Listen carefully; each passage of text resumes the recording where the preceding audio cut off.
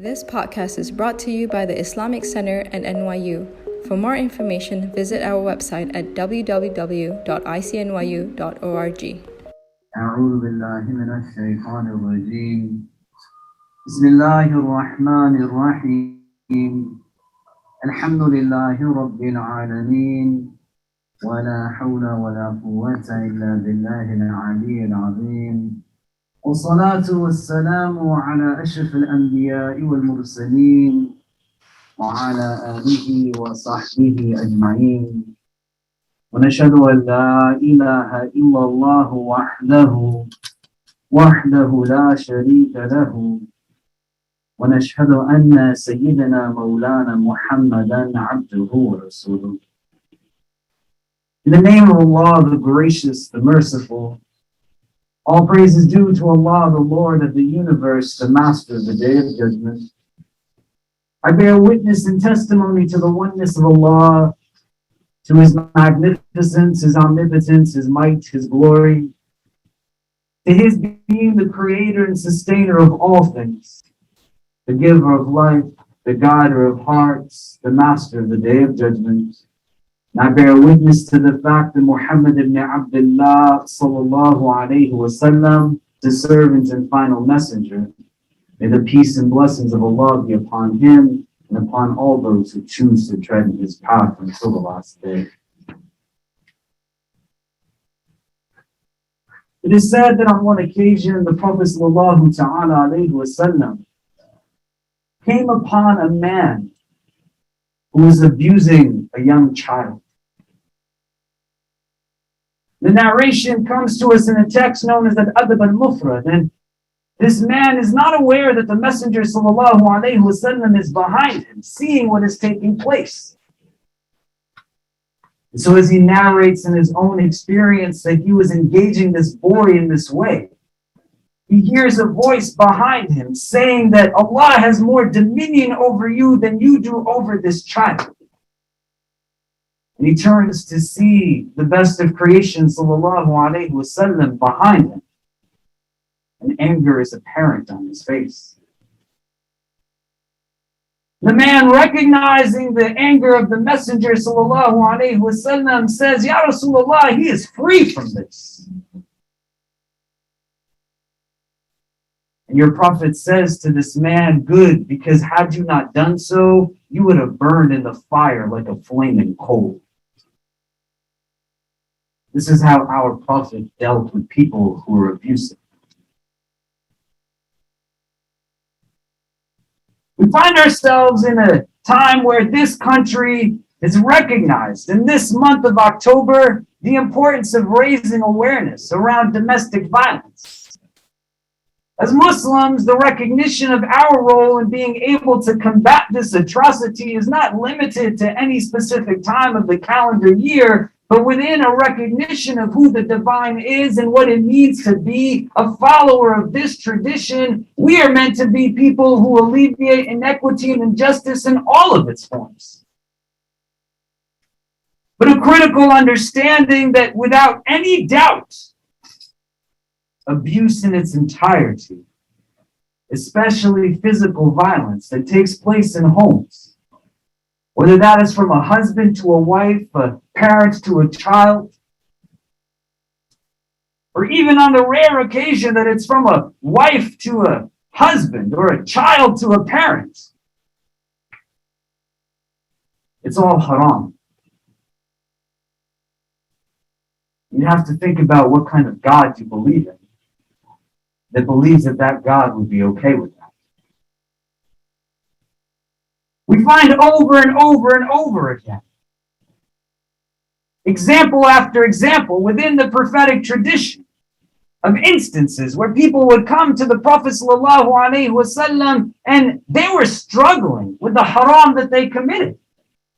Ya Rasulullah, I drank alcohol. Ya Rasulullah, I kissed a woman I wasn't supposed to. Ya Rasulullah, I've committed zina. The Prophet ﷺ, he is a mercy to the world. He walks with them through their struggles. He helps them to recognize that what they do can never be greater in comparison to God's mercy and God's love.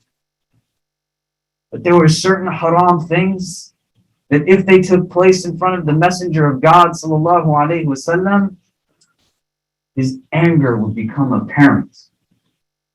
One of them was racism, which is one of the ugliest forms of abuse. May Allah protect us from it. Another is when he saw individuals or was made aware of the fact that people were being abused, people were being abusive in their homes. A group of women come to the Prophet ﷺ. A large group of people, in some narrations, 70 women come to complain about husbands that were abusing them the night before, all in one time. And when they come with their complaints, they come to engage the Prophet ﷺ. They come to say that this is what's happening. It is not the day of Jummah. It's not a Friday. He still gathers people to give them the khutbah because of the importance of this. And within the public sphere, he says, in the presence of these women who have now come to give indication of the atrocities that they are made to endure, that no person should be made to endure. That the men who did this, they are not the best amongst you, leaving no room for doubt. That his own wife, radiallahu ta'ala anha, would say of him, لَمْ يَضْرِبْ رَسُولُ اللَّهِ إِمْرَأَةً وَلَا غُلَامًا وَلَا وَلَدًا قَطْ. That the Messenger of God, sallallahu alayhi wasallam, never struck a woman or a servant or a child, ever. Where does the transition come in? Where does this aspect of the legacy that we claim of 1400 century living tradition get lost? Statistically, in this country, 1 out of every 3 people experiences some form of abuse. SubhanAllah, can you imagine? Which means that likely, if we were to go one by one and say that, do you know somebody who has found themselves in a situation of abuse?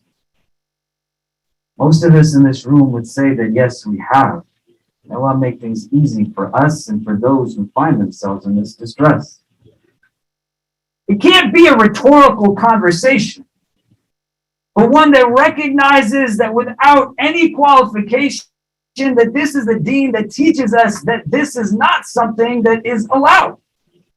But it then empowers us as individuals to recognize that just because I might not be the one that is perpetrating it, I still play a role to ensure that its presence does not manifest itself ever again. It can be heavy, but it's something that's necessary. We go through modes of existence where our understanding of our tradition becomes limited to externals that we weaponize to bring people down. We can have people move up, and if we can move into this side of the room, so if you're sitting to my left, your right, you can move over this way so that people don't crowd the entranceway. That would be appreciated.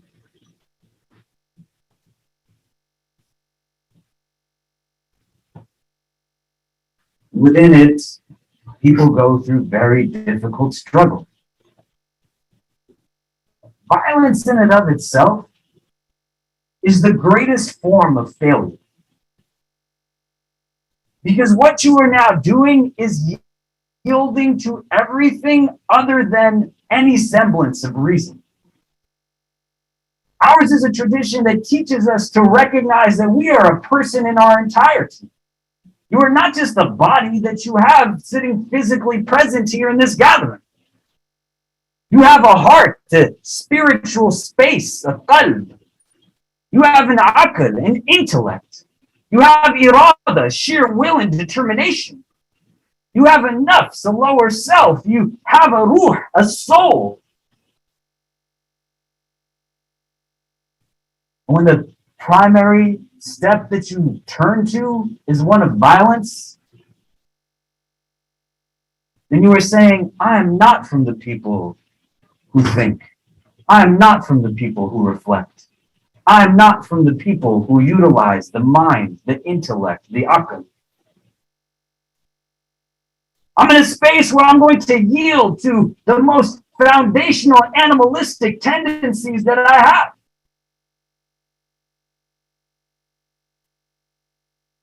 A lot of us go through realities where, as children, our hearts as young people have to now absorb adult emotions that they're not ready to take on.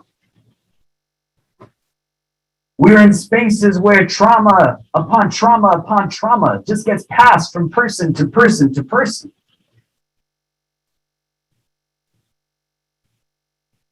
If you walk away with nothing, it's other than the fact that it's not something that should be done or could be done. And to not be in a sphere that says that I will validate or justify it in any iota, shape, or form. Because at some point, many of you are going to be married, and may Allah make you companions who are worthy of good companions and give you only companions that will lead you to the best in this world and the best in the next. You have to firmly understand for yourself, it is never okay for you to raise your hand on somebody.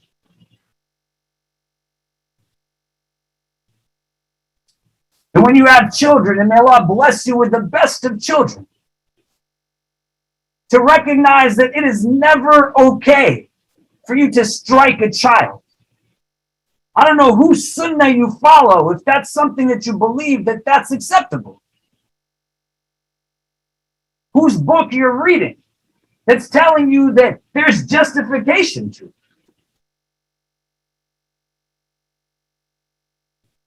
Did you start to understand what it means to be somebody who's a supporter, an advocate, an ally, a protector, and all kinds of things that happen day to day that we do our best to ensure that it should not happen. Right now in this world, there are millions of pharaohs sitting at home with subsequently millions of Asias in a state of existence where they shudder every time a door opens, not knowing who's going to bolt in and do God knows what to me.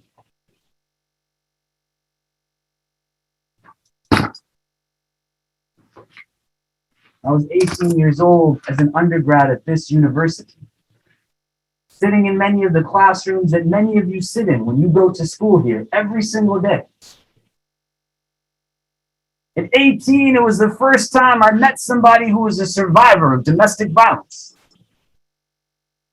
I was sitting in an intro-level political science class, and a young woman walked into the room, and she had all kinds of makeup caked on her face. She was covering bruises.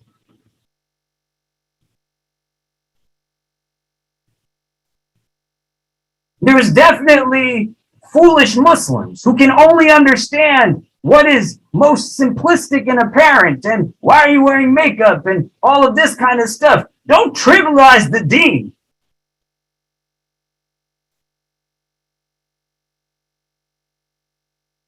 When I asked her now what's going on, she said, I fell down some stairs. And I said, that doesn't happen when you fall down a staircase.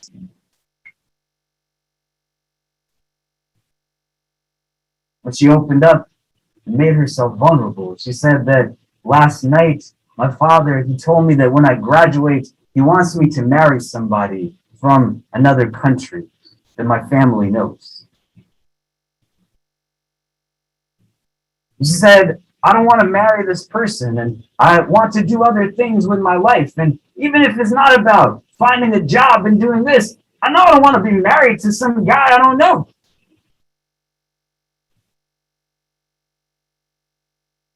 So when I told my dad no, his response to me was hitting me in the face again and again and again, while my two brothers stood and just watched it happen.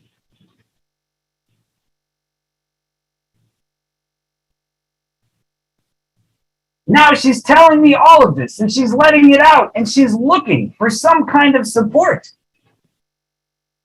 I had no idea what I was supposed to do for her. I didn't know where to send her.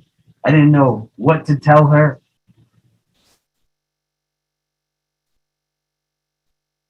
And for many of our classmates, our peers, as we became aware of it, it became something that was just now a conversation that was pushed to the side.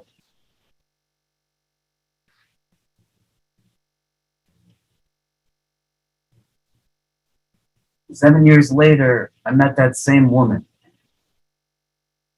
She came to my office where I was now working here to serve this community, alhamdulillah. With a child in hand, she managed to leave from that home where she was facing emotional abuse and physical abuse and no family helping, because whenever she reached out, the responses were, well, what will people say if our daughter gets divorced?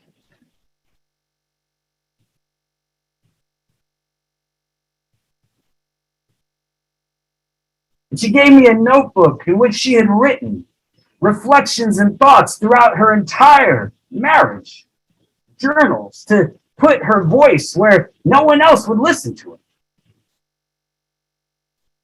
When I got to a page where she had written that I have no desire to be with this man that they tell me is my husband.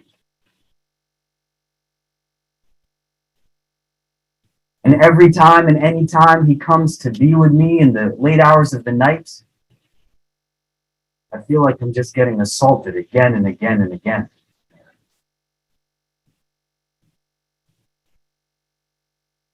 When I was 18, I could have made a choice to say, well, she's going to go live her life. I'm just going to go back to my own. Or I could recognize that her narrative is a real narrative. And even if she was the only one, it's still an important narrative. But she's not the only one. Because again, if I asked all of you, do you know any person who's been married against their will? You probably will unfortunately say yes.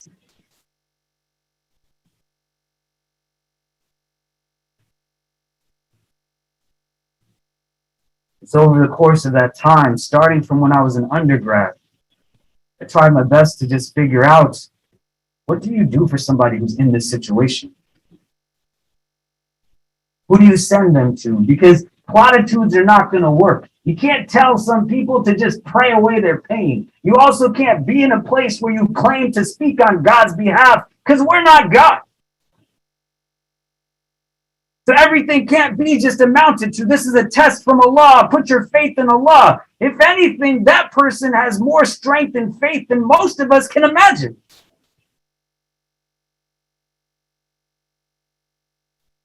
The platitude just validates a passivity that says that I'm not going to walk with you, so here's an answer. But really what it is that they need us to recognize struggles so that we can build what we have capacity to build.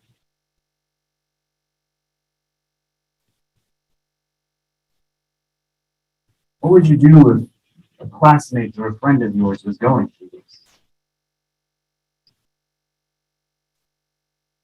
When you envision yourself in your home 5 years from now, 10 years from now, 20 years from now, what is a thought that you might experience, an interaction that you might have that you think would let it be okay for you to then strike somebody?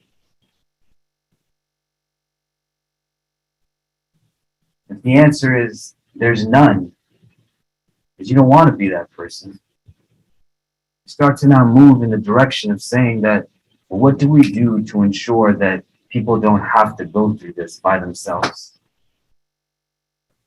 Sometimes when people don't talk to you, they don't respond to your text messages, they don't have smiles on their face all of the time, it's not so that you feel uncomfortable or that they are trying to avoid you. People have serious garbage that happens in their life every day. There's a deep wisdom within the prophetic tradition that says the best amongst you is the ones who greets those that they know and those that they don't know. That smiling can even be a charity. That you don't have to be in a sphere where you are constantly the center of everything, but you recognize that there are multiple spheres of existence that are taking place simultaneously. And some people's existence is really hard, man. So when you don't give them space to just be, you create a sphere that limits religion to something that is just what is simple. It doesn't get to the depth and the crux of, well, what's the point of all of this?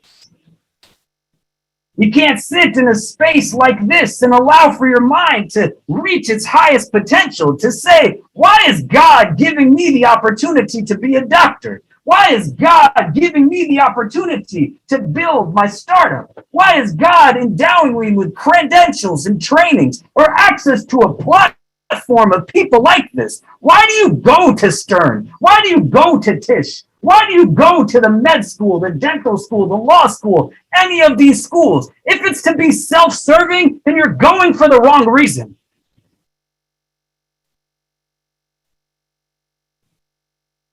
When you're bold enough to turn to the person you're sitting next to, and you can say, what is it that we're going to build together to leave this world in a better state than which we found it in? What are we going to do so that narratives that we have don't become paralyzing, but with real love and real compassion, we go out and build what we have capacity to build? When I'm looking for a reason to roll out of my bed at Fajr time, I think about those people who my prayer might be the only thing that I can give to them, but it's not an only thing, it's a beautiful thing. Violence is the most degraded form of existence that a person can enter into. There's no honor in that. There is no dignity in that.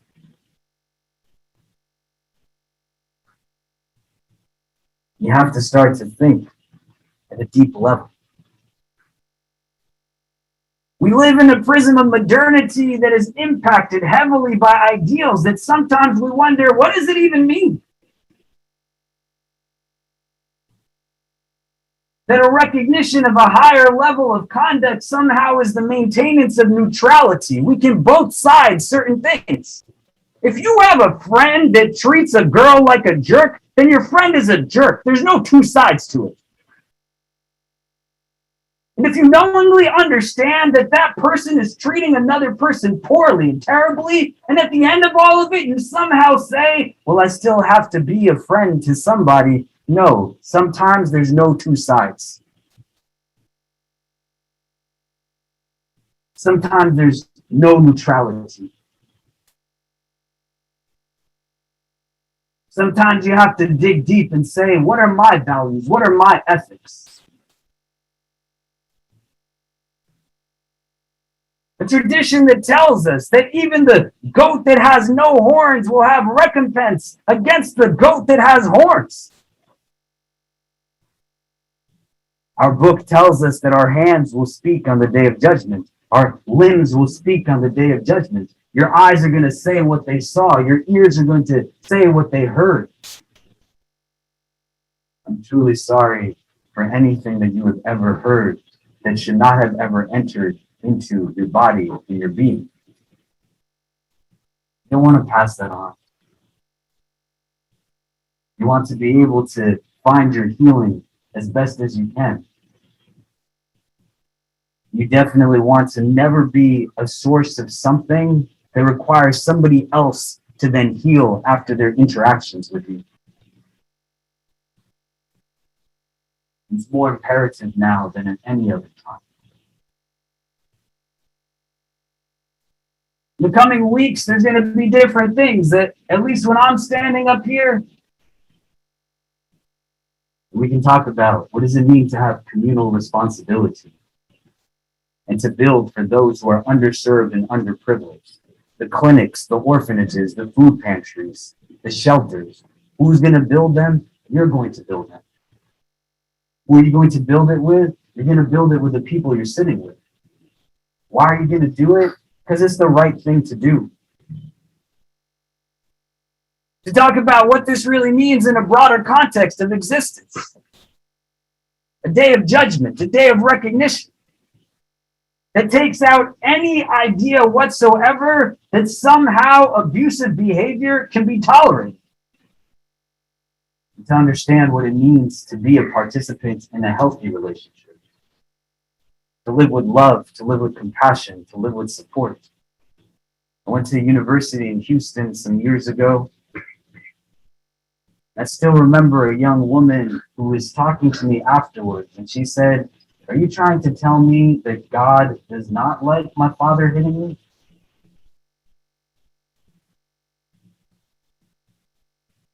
In the 16 years that I've been in this position, not a week has gone by that at least one, if not upwards to a dozen women who have men in their life who has no idea what it means to be a man have reached out saying that we are being abused. We do play a different role because of where we sit right now, with a different set of ideals and a different motivation. There's going to be people throughout this campus, throughout this month, that are going to be hosting workshops, trainings, talks, and lectures that you can learn things from. You're part of a community that last October, in the midst of a pandemic, spent $700,000 to purchase a building that is going to open next spring to be a shelter for women and children who are survivors of abuse. I would not stand up here and say to you something that I would not be willing to do myself. That in the midst of a pandemic, when all kinds of things were happening and people were sustaining so much, we had so many people who were now stuck at home with individuals that were just making their lives hell. We tried to raise millions of dollars, $7 million, to assist people who are struggling, including many people who are stuck at home with their abusers. I want you to think about this in your head. What is a monthly rent like in New York City? What does it cost for you to buy food and just live day to day, even if it's on just a minimal budget? Millions of dollars might sound like a lot, but when you start to trickle it and disperse it over tens and thousands of people, you give 1,000 people $1,000, that's $1 million right there. That's just one time.